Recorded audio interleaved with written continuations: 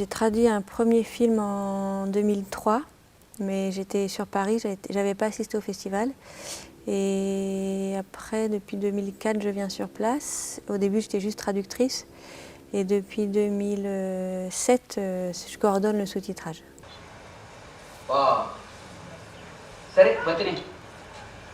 La plupart des films sont quand même sous-titrés en anglais. Donc dans ces cas-là, quand c'est des langues vraiment rares, on traduit à partir des titres anglais, ce qui peut être un peu dommage parfois quand le sous-titrage anglais est mauvais.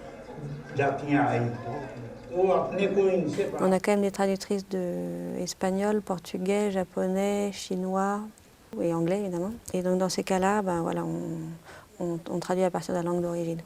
Et puis ça permet d'ajuster plus précisément qu'avec un quart de seconde, finalement c'est beaucoup, quoi. Ouais. D'abord on reçoit des vidéos par internet, on prépare nos fichiers sous-titres. Donc quand on a eu un fichier de titrage anglais qui existe, du coup on essaye de garder le repérage anglais et de juste remplacer la traduction. Et donc après, là c'est la phase de test comme aujourd'hui où on vient vérifier que c'est la même cadence, éventuellement que c'est la même version du film. Mais malheureusement, on a le temps de tester que les débuts de film. Donc s'il y a une différence de version de film plus tard dans le film, bah ça arrive qu'on s'en rende compte pendant la projection. Et là, ça peut être un peu la catastrophe. Voilà.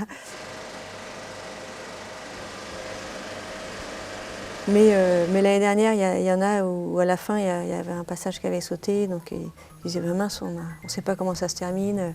C'est vrai que quand ça parle coréen, qu'il n'y a pas de titre anglais, il n'y a pas trop moyen de savoir, voilà, de comprendre ce qui se passe.